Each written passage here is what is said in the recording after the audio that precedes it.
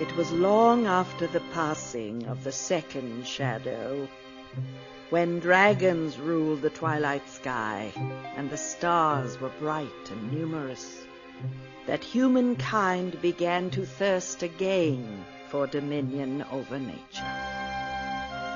Their weapon was industry, and they wielded it with confidence. One by one, the mysteries of light and darkness fell before the engines of progress. Whole nations came to believe that nothing lay beyond the power of their own arrogance. Competition was fierce in those productive days. Skilled labor became a valuable commodity, and so the tradespeople of the land banded themselves together to promote their common interests and to protect their secrets. These professional societies swelled in power as their membership grew. A few, such as the blacksmiths and the clerics, acquired vast territories with private armies to defend them. Thus began the age of the great guilds, vast city-states devoted to the absolute control of knowledge, held together by stern traditions of pride and of fear. Within the span of a few lifetimes, the commerce of the world was in their hands. But not all of the guilds were equally ambitious. The spinners of thread and weavers of fabric wished only to pursue their labor without interference. They did not involve themselves in the politics of the day and left the administration of taxes and wars to others. So the Guild of Weavers never attained the prominence of the shepherds or the glassmakers. Their number was small, for their strict rules forbade membership to any but the child of a member. Marriage outside the guild was discouraged and eventually outlawed. Outsiders regarded the weavers' ingrown society with distaste, yet their customs were not without benefit. The natural talents of their membership were nurtured and purified, generation after generation, until the greatest among them wove fabrics of such extraordinary beauty that the whole world wondered at their achievements. Goods bearing the seal of the guild commanded a premium price, and the weavers amassed considerable wealth in this period, which they quietly hoarded. Like the other guilds, the weavers had evolved a philosophy of living based on the tools and terminology of their handiwork. They beheld in their great frames of wood and metal a symbol of universal truth, and found ways to work subtle patterns of influence into the fabrics they wove. The cloth of the guild soon became known for virtues other than mere beauty. Certain weaves seemed to possess remarkable powers of healing. Others held a charm against ill fortune. In the fullness of time, the art of the weavers transcended the limits of physical cloth. They abandoned the flax and dyes of their ancestors to wield the very stuff of light and music, and spun new patterns directly in the fabric of reality. The ignorant looked upon these works with fear and called them witchcraft. Many of the guild were persecuted. A few were hanged. To protect their heritage, the weavers expended a small fraction of their wealth to purchase a rocky island off the mainland coast. They packed up their spindles and skeins and shuttles and retreated from the company of men to refine their arts in solitude. Many wars and plagues followed. Mighty guilds fell into ruin. Others rose to surpass them. The exhausted world all but forgot the humble guild of weavers, and few found reason to visit their home, an island of mystery, shrouded in perpetual mist, shunned by sailors, which ancient maps call LOOM.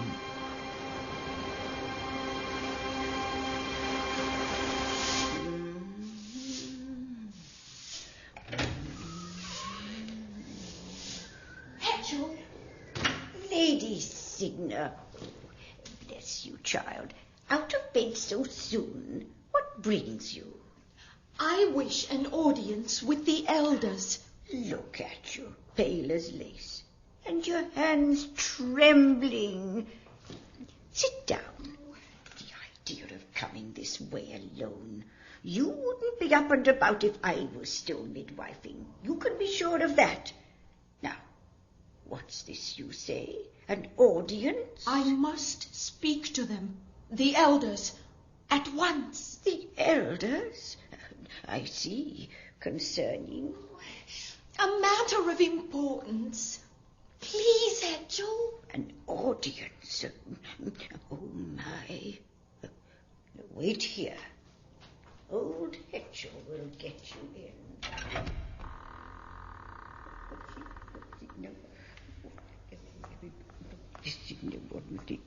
I do not remember summoning you, Hedgel. Oh, forgive me, Elder Atropos.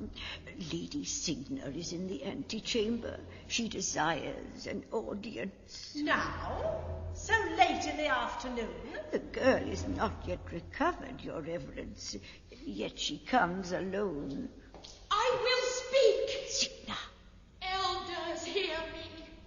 I cannot remain silent. That much is obvious. Lady Signa, we are grieved to hear of your loss. Do not grieve on my account, Elder. Save your sympathy for the rest of the guild. I am not aware that our guild is in need of sympathy. How many more babies must die before the guild will earn your condolences? That is no way to address an elder, young woman. Is it not? Then give me the words, Elder Lachesis. Tell me how to express my anger. Anger does not become you. Calm yourself, child. Tell us what it is that troubles you so. Our seed is barren, Elder Clothos. We have lived under the rules of membership too long. Most of our children are born dead. Many that survive are monsters beyond hope. Our numbers are failing. Less than a score of us remain. And all in the name of rules written in ignorance, obsolete 1,000 years. The same rules that distilled our not inconsiderable talent. What purpose will our talent serve when there is no one left to practice it? The same purpose it serves now, Signa. The fulfillment of the pattern. That is our only purpose. You speak of the pattern as if it were our master. But the long tapestry speaks of a time when we were the masters. Please, elders, there is power in the loom. So, it is power you seek. What would you have us do with this power? Use it. I beg you, Elder Clothos. Use the loom to end our suffering and bring life and health to our children. The changes in the pattern would be trivial. Any one of us could work the thread. All we lack is courage. Do you make this request on behalf of the guild or on your own behalf? Both. Signa, it is true. The great loom holds the power you seek. It is also true that our ancestors wielded this power freely. It may be that they understood the pattern better than we, or perhaps the threads were easier to grasp in those simpler times. It does not matter. We dare not tamper with the pattern now. Its subtleties have passed beyond our understanding. It is all we can do to observe our destiny in its fulfillment. You ask for a miracle, Signa, but we are not gods. We are interpreters. Interpreters? You are nothing but caretakers. How can you squander the heritage our ancestors gave their lives to preserve? Your pious hand-wringing mocks their devotion. Who are the weavers now, and who are the woven? Enough! I have tolerated your hysteria out of sympathy for your bereavement, but I cannot allow you to utter blasphemy in the presence of the loom itself. You will return to your tent and forget that this conversation ever occurred. If I hear of it again outside this chamber, you will suffer the penalty prescribed to all who defy the will of the elders. Must I specify that penalty? No, Elder Atropos. Then go. And do not judge us, Signa. Only the pattern may judge.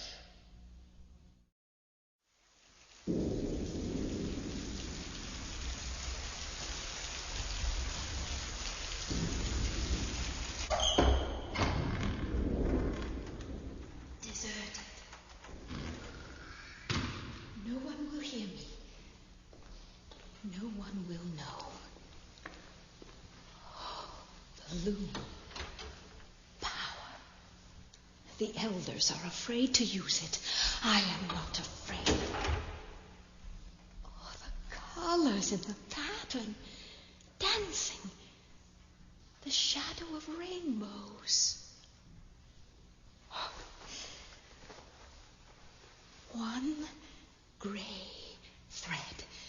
Grey goes with every colour. Invisible. No one will notice one grey thread. To work. Here's the trick. Tied to the end of the shuttle. Let the harness do the work. Throw. Beat. Treble. Rest. Throw. Beat. Treble. Rest. Back. And forth. Across. The web. You taught me well.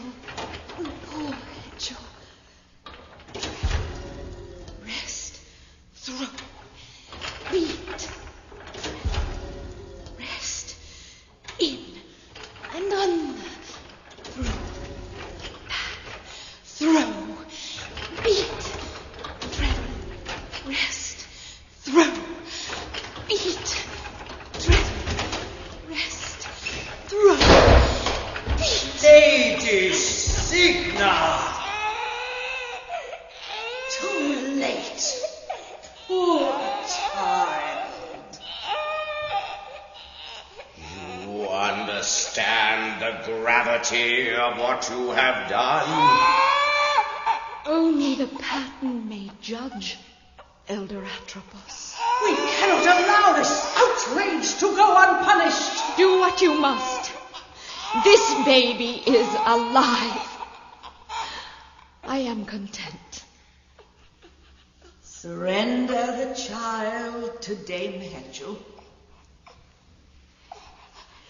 Care for him the way you did for me, old friend. It's the only way I know. I am ready. Lady Signa, you are guilty of treason against the guild. You have breached the sanctity of the loom and compromised the fulfillment of the pattern to indulge your own selfish desires in direct defiance of the elders. You are henceforth and forever outcast from the guild of weavers. You shall neither behold this child nor set foot upon this island again. From now until the end of your days, you shall wander the skies in perpetual solitude. Your mournful cry shall be a lesson to all who would defy their destiny.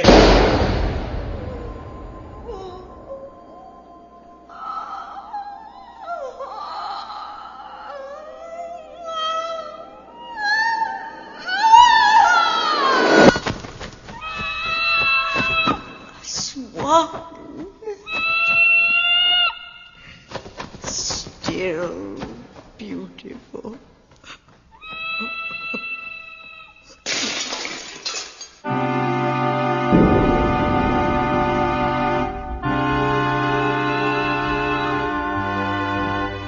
Few in the weaver's village saw the great swan disappear across the sea that night.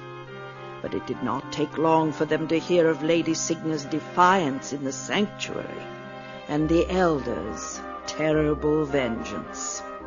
All were curious to behold the new infant, a child born not of woman, but out of the loom itself, and whose creation was unforeseen.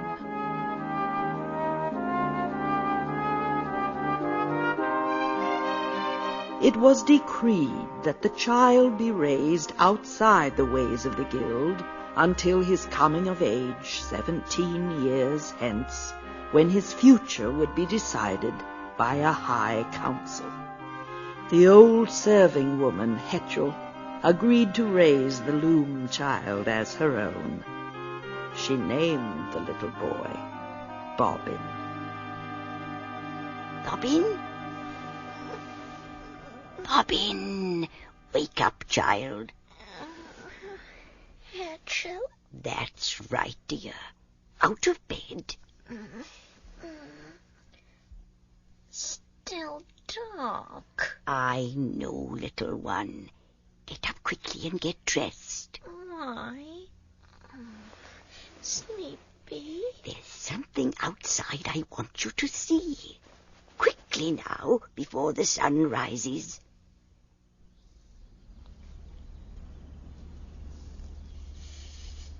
Cold up here. I told you to bring your quilt, didn't I? Here. My shawl is warm. I don't see anything. Patience. She will come. She's come every year ever since you were born. What does she look like? She looks... Wait. There. Between the trees. No. Only an owl. The village looks small from up here. Which star is that? The bright one? That is the morning star. You can even see it in the daytime if the sun is right. Look, down there, flying low across the water. Do you see?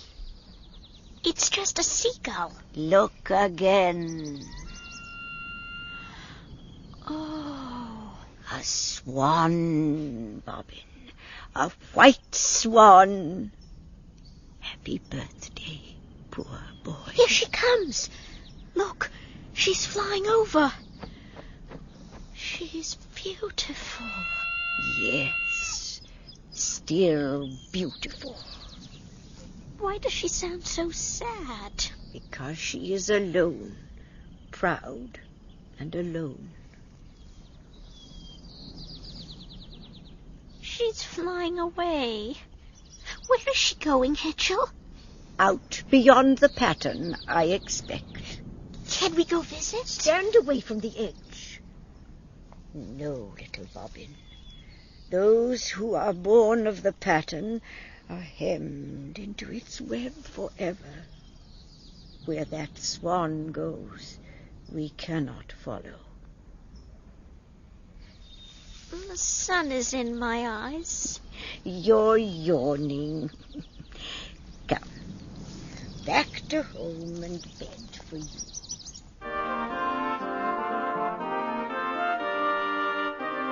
The years were kind to Bobin Threadbare. The boy grew tall and slender, with wide blue eyes that sparkled with mischief and intelligence. Yet Bobin never went to school. The elders of the guild would not permit it. The other children were told he was a half-wit, and they taunted him with terrible cruelty, throwing stones if he came too near. And so the friendless boy spent his days in solitude, combing the beaches for sticks of firewood and exploring the hills and forests of the weaver's little island, until no one knew them better than he. Old Hetchel cared for Bobin like her own son. She saw his growing bitterness and begged the elders to end his cruel exile. But the elders were afraid of Bobin, and not without reason. His unexpected birth had thrown the pattern into chaos. Year after year they watched with growing apprehension as shadows of apocalypse spread across the web in the loom. Bobin's thread was weaving its way towards a destiny of overwhelming consequence. The pattern was disintegrating. No one knew how to stop it. The elders never told Bobin who he was or how he came to be. They prayed that Bobin would be unable to fulfill his destiny so long as he never left the island and never learned the ways of spell weaving.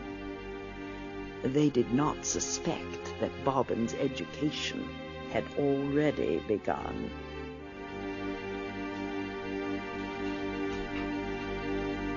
Not tonight, Mother Hetchel. Especially tonight.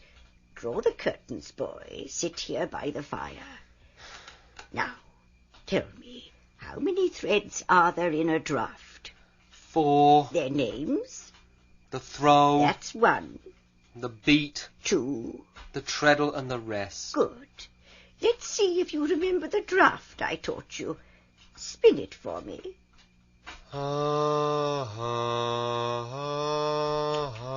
Pitiful. Listen to me.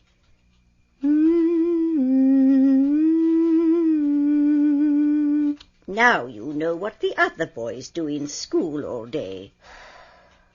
I guess I'll never learn to weave. Rubbish. Do you suppose every weaver starts out with a golden throat? It takes years of practice, years. How long do you suppose the elders have been weaving? Nearly as long as I have, and that is a very long time indeed.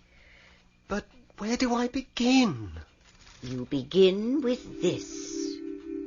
Do you know what it is? No. This is called a distaff. Our ancestors used a distaff to spin flax into thread. We use it to spin music and light into threads of influence. Show me. Hold the distaff in your hands, like this. Don't be afraid. Now, spin that draft I taught you again. Just the first thread. Flat. Spin it again, dear. This time, slide the thread high in your throat, like this. Can you do that? I think so.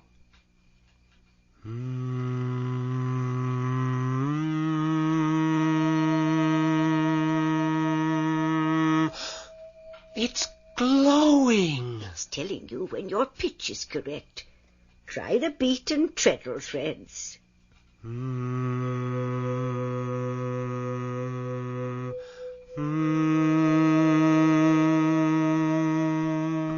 You learn quickly. What happens if I spin all four? Let's find out, shall we? Let me shut this first. All right. Listen carefully. I want you to spin those 4 threads again. Wait for the distaff to glow before you go on to the next. As you spin the last thread, point the distaff at the ball of yarn inside my knitting basket. But you just closed it. Indeed. Those 4 threads form a pattern of opening. You're going to lift up the top of that basket without even touching it. Whenever you're ready. Does it hurt? Tingles a bit. Remember, concentrate on the ball of yarn inside the basket. Spin. Concentrate. Now, point. Not at the window. Wow! Shh! Blow out that light. Sit still for a minute.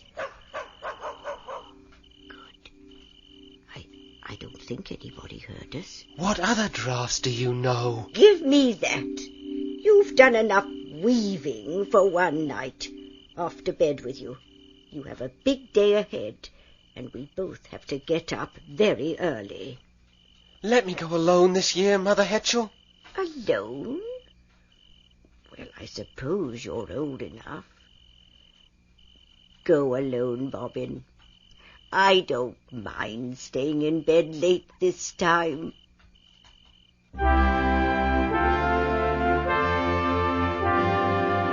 It was still dark when Bobin awoke.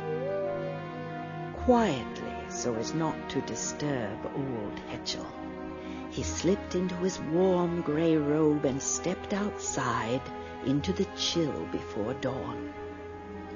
The climb up the cliff path was steep and dangerous in the darkness. Only the waves crashing against the rocks below broke the stillness. Bright stars twinkled overhead. It was still half an hour before sunrise when Bobin reached the top of the cliff. He sat down beneath a crooked old tree and leaned back to wait for the 17th visit of the great swan. In less than a minute, he was fast asleep.